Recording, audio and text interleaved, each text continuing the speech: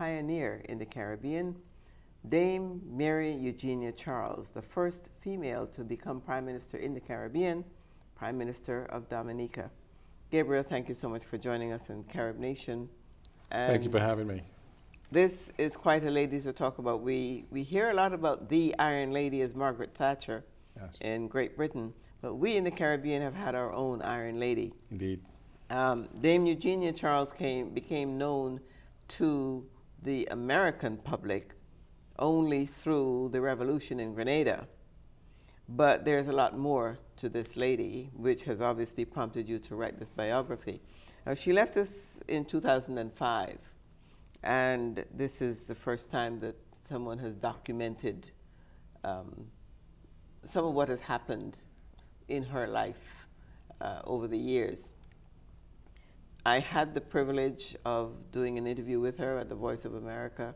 The one thing that I remember she left with me was the fact that she was concerned that leaders in the Caribbean today are not concerned about their people to the extent that the founders of the Federation were. Interesting. That's very true. That was one of the regards. things that I took from my discussion with her. She was one of that ilk. Talk a little bit about who this woman was. First of all, thank you so much, Doris, and thank you for CaribNation for building up the structure really philosophically in media of the Caribbean nation at home and abroad. Eugenia Charles was the most fascinating person. And indeed, the book is really her story told in her own words. In 1996, she had been out of office for 1 year. But from 1983, right after the Grenada invasion, in which she played a pivotal role alongside Ronald Reagan, she appeared, as you know, on national television from the White House on October 25th, 1983, to announce, alongside President Reagan, that the United States and Allied forces had intervened in Grenada to stop the bloodshed which had occurred earlier on October 19th, and the lockdown of that country by the military junta led by General Hudson Austin, and the total destruction of any sense of rule of law and democracy in Grenada. So she made her name that day, but she'd been known to us Dominicans prior, and her father before that. Her father was John Baptiste Charles, and he was also a fascinating person. So I want to start with him. John Baptiste Charles, or J.B. Charles, was born in the 1870s. He inherited a small estate, had French Dominican roots. Dominica, as you know, is between Martinique to the south, Guadeloupe to the north, two overseas departments of France. He, through thrift, industry, and hard work otherwise, built up many estates, and in his day was considered the wealthiest person of color on Dominica. He's the first Eastern Caribbean person that we know to have formed his own bank in 1940. But prior to that, he had a lime oil factory and traveled to Russia during the Russian Civil War to sell lime oil to the Red Army. An amazing thing. He corresponded with the famous African-American civil rights leader and educator, Booker T. Washington. And he came to meet Booker T. Washington on a trip in 1911, but Booker T. died. And so he started up a correspondence with George Washington Carver, the famous African-American scientist who revolutionized Southern agriculture and did so many things with the peanut. And in 1919, the same year as Eugenia Charles' birth, she was born on May 15th, 1919, he brought his first son, Rennie, I believe, up on a boat from Dominica to New York and by train to Alabama to place his son at Tuskegee Institute under George Washington Carver. And so both of his sons went to Tuskegee, then to Morehouse, and then to Edinburgh, Scotland, to medical school, where they were the only blacks in their class. Oldest daughter, Jane, wanted to become a nun. The father was very strict and said, you need to be a businesswoman, you need to be a lawyer or a scientist or an engineer. He didn't. He thought, the church was for other kinds of Yeah, I people. thought that was interesting. Very that out radical. of this family Yes. comes this one person Yes. who goes completely against what seemed to be the course Yes. that he set for them.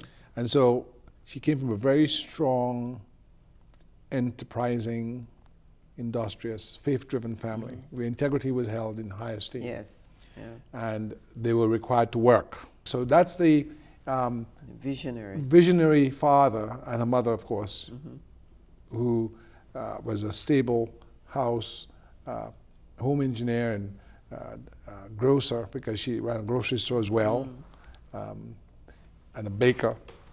So they inspired Eugenia Charles with those leadership principles of competence, industry, thrift, honesty, trustworthiness. Yes.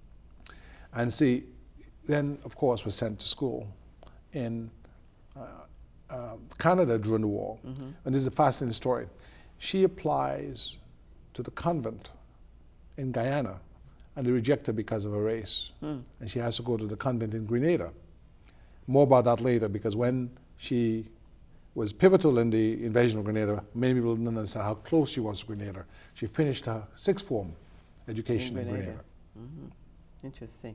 Now, she also had a choice between being a solicitor versus a lawyer or a barrister. I mean, barrister, is a trial lawyer. The solicitor is in chambers. Yes. And in your discussion with her, she seemed to be pretty clear very early about why and what she wanted. Talk about her journey to become a solicitor, but taking that into the political arena.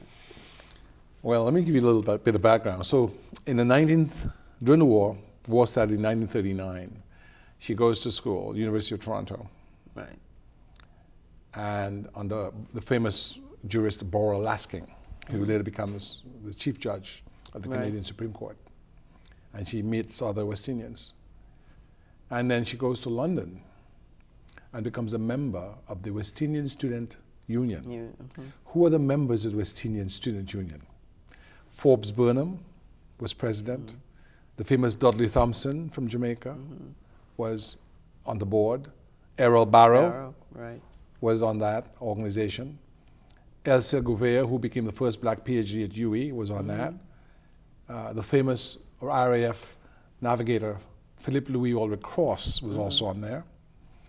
And Michael Manley was on there. So you had an amazing gathering of Caribbean leadership in one organization in 1946 London.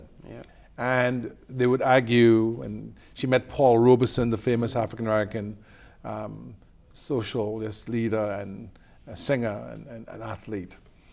But all of that time, she is beginning to frame in her mind what she can do to improve Dominica.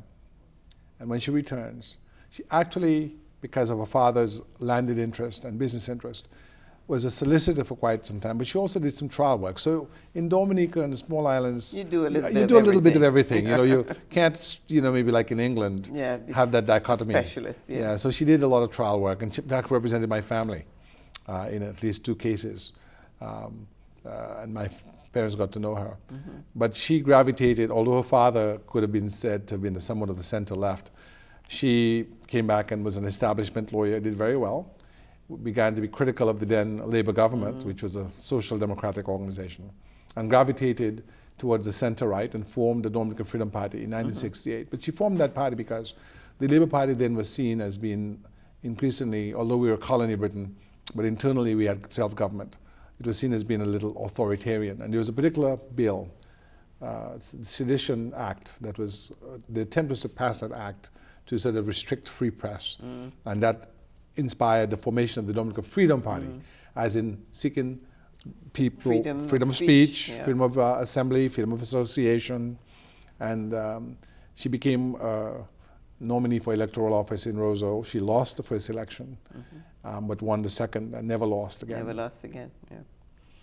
In spite of the persona of the stern, harsh person, it was with the compassion She wanted to do things right.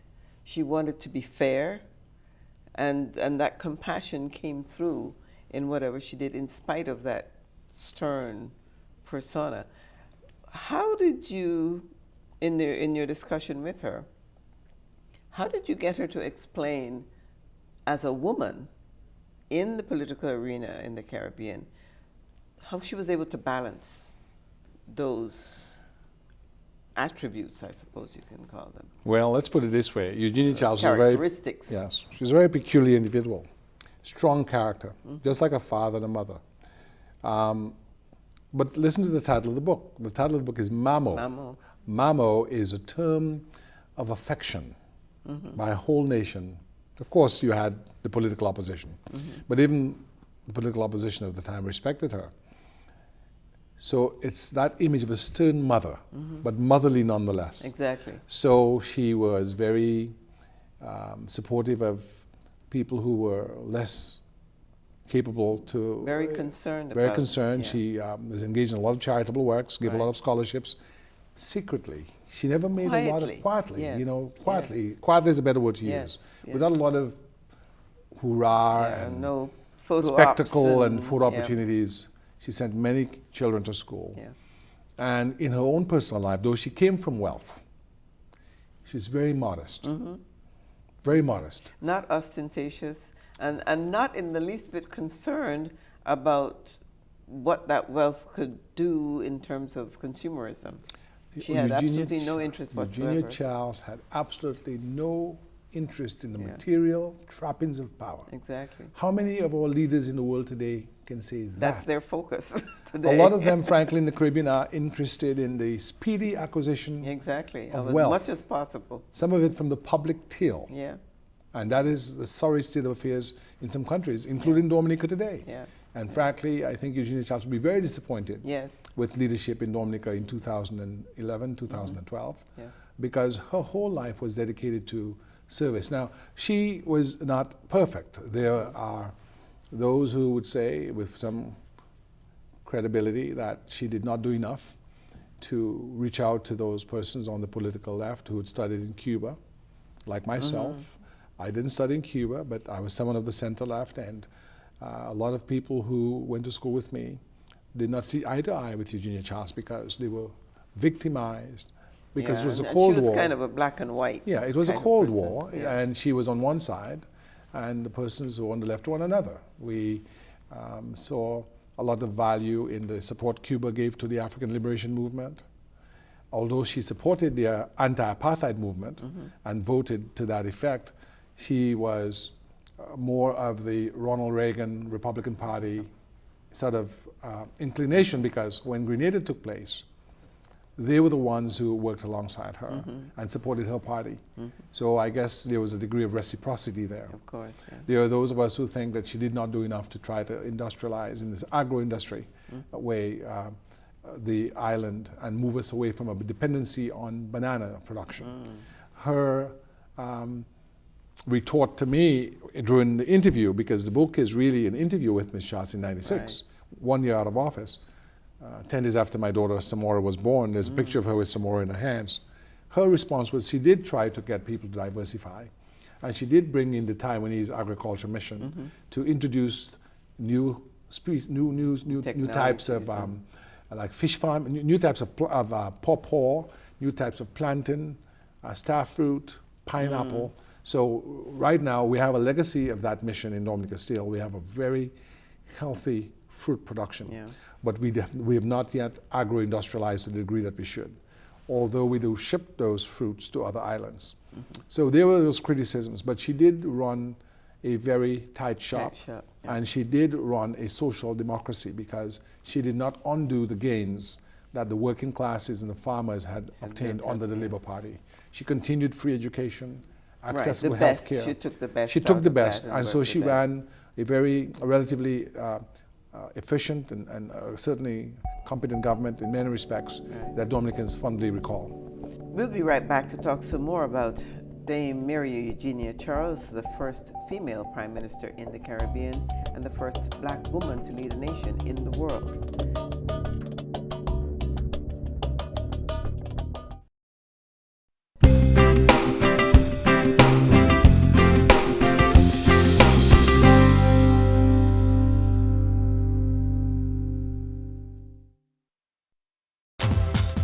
When America wants to know what's happening in the Caribbean diaspora, there is one clear choice. Hello, welcome to CaribNation. Both people inside and outside are very excited about today's program. Looking at you, I can tell that you have traveled the journey. One television organization brings America close to the people, stories, and events that affects Caribbean life. Get close, get answers, get CaribNation.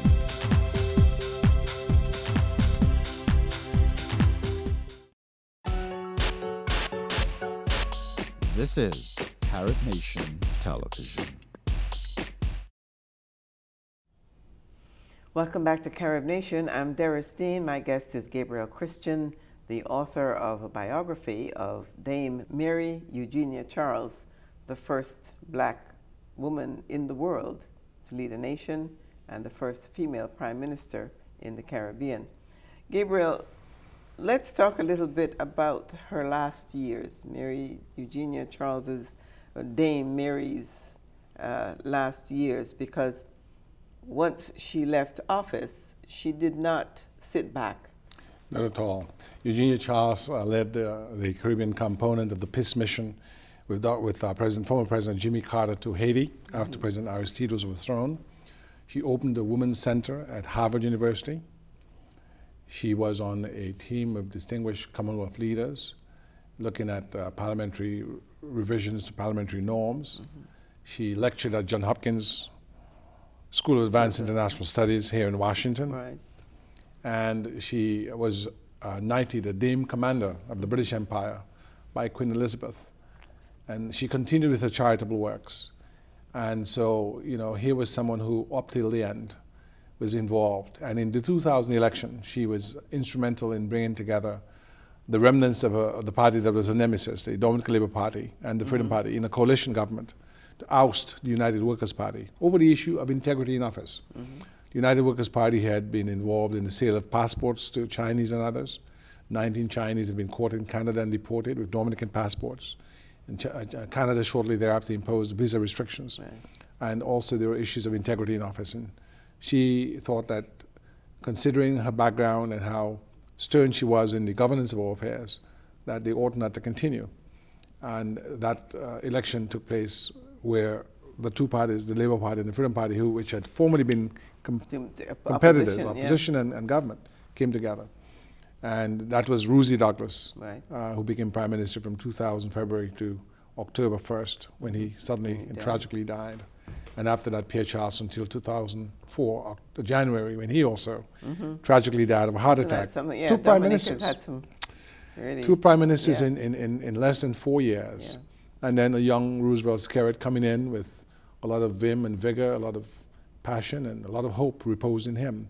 Unfortunately, a lot of that hope, as we will hear later, maybe in another program, has not been realized. And there have been tremendous issues of good governance and rule of law and lawlessness in government that I know she would not like to have been alive to. I was just going to say, I wonder how you think she would have responded today.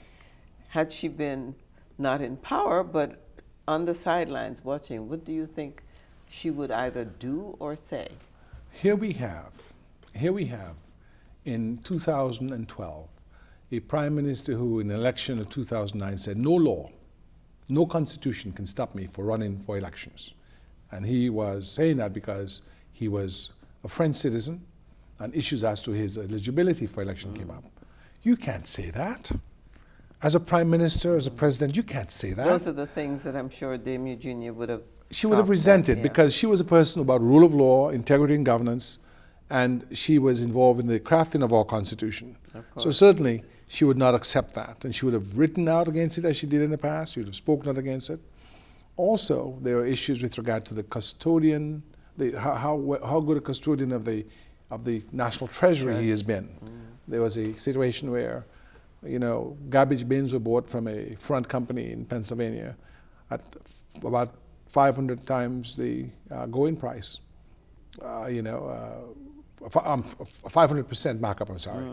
And so we have problems now that I know she would have frankly been heartbroken to see To see, yeah. that her country, the country she gave so much to, that we are falling back Right. instead of going forward. Well, even when I spoke with her back in 2001, where she was lamenting then Yes. the new breed of public servant and civil service worker and public leaders in the Caribbean. She was very distraught that leaders in the Caribbean today did not come to the position from a genuine stance of Public really service. wanting to make the situation better for the people, but more about for themselves. And I wonder how many of those leaders of that era. We were very fortunate, Doris, to have had people like Sir Grantley Adams, Right. Errol Barrow, yeah, Norman Manley. Washington Manley, Michael Manley, Dr. Eric Yeah. Williams, Right. John Compton in St. Lucia. We were fortunate to have had leadership where people did not regard those leaders as self-aggrandizing, as coming into office simply to feather their own nest. They were seen as public servants. You may have had disagreements with them on an ideological level. Right. That is, not your favorites, whatever. But no one could have pointed to these men as people who were petty thieves. Integrity and The character is- integrity and the is, character of those leaders Impeccable. impeccable, unimpeachable. We can say that now. We also are moving away from our traditions. In 1865 in Jamaica, there's a Moran Bay Rebellion. There's a Moran Bay Rebellion in Commission of Inquiry. In 1930s, we had riots in Jamaica, Trinidad, Barbados. Guyana, Barbados. These were the labor riots, labor Right. rebellions.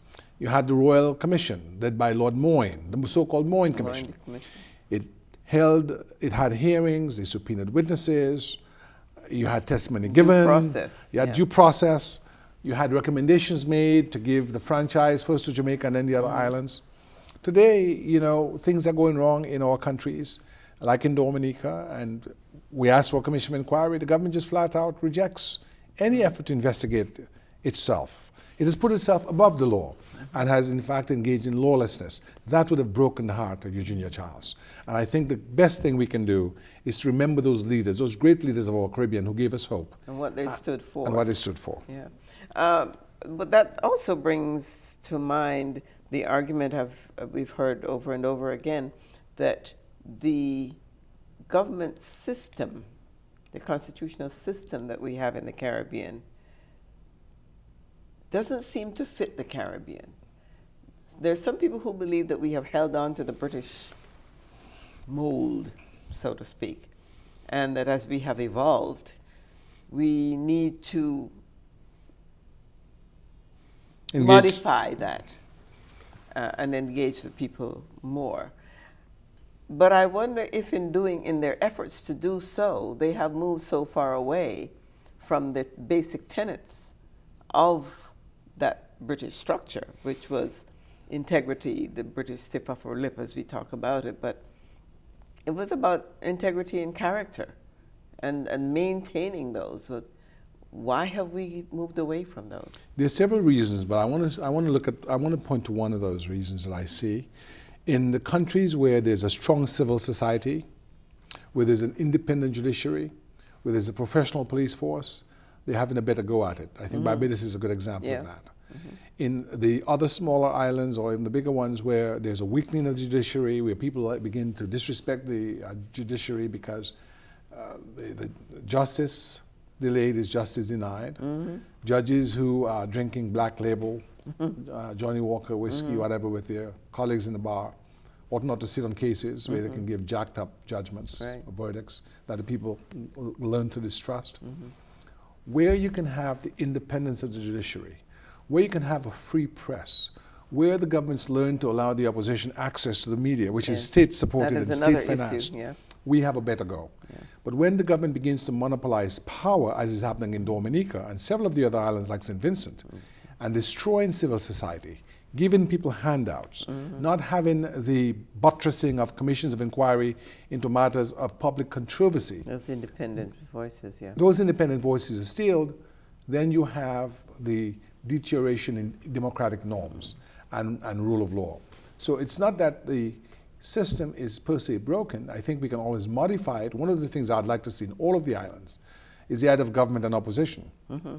We need to see more inclusion during those Yeah. 5 years when the Right. opposition is out of office. Yeah. There ought to be commissions Yeah, where the there should government be can some. bring in Exactly. people on the other side and work with Precisely. them They- for the yeah, common good. Exactly. You see that in the United Instead States. of constantly fighting, yeah, and getting nowhere, just spinning wheels, yeah. So the whole, I've said it to people, even where you oppose a government in the things that it does, you have to find things in youth development, in economic development, healthcare, where you can can still collaborate, yeah. because there is such a thing as the national interest Of course. and the common good. And that is exactly what Eugenia Charles stood for. She stood for that, very strong, and is an exemplary person in world history, very well regarded inside and outside the Caribbean, and very much still held in high esteem by the nation, the citizens of Dominica, the nation that she so loved and that she ruled. In spite of those who were not in favor of her stance to the Grenada situation. And you know, I can tell you about that. I wish we had more time. Yes, I initially that's whole new another program. discussion for a whole program. Yes, Yeah, but you know, you understand that once they killed Maurice Bishop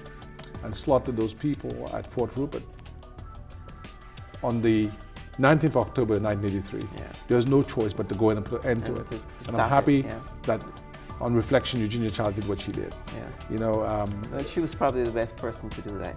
oh yes, and she took the right step because Grenada, we're all part of one Caribbean, and Grenadians were terrorized. And she had to come to the rescue. So God bless her for that.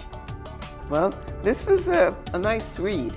It's an easy read, and it gives us a clear picture of who Dame Eugenia Charles was. Thank you so much for writing. Thank you very much.